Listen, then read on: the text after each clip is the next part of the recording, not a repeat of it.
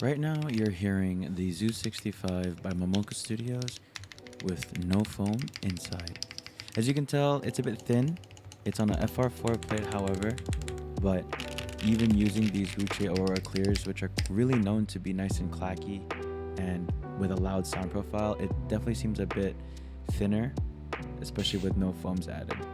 Today we're going to be discussing very quickly the difference between what it sounds like with no foam and foam. So as you can tell, right now I'm putting a PE foam sheet and mid-plate foam onto the PCB along with the FR4 plate that we use currently. We're still going to be using the same switches, stabs, and keycaps. We're also going to be adding case foam at the very bottom to help with the reverberation and kind of bring out that higher pitch frequencies. So with all the foams in, this board definitely has an upgrade when it comes to the sound profile and the fullness of the board.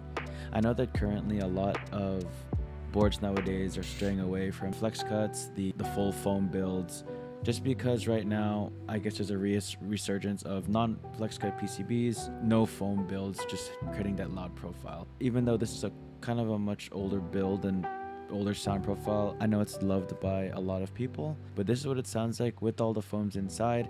As you can tell, it's nice and poppy, a lot louder as well. So that's just a little short demo of the difference between foams and no foams. Hope you enjoyed the video.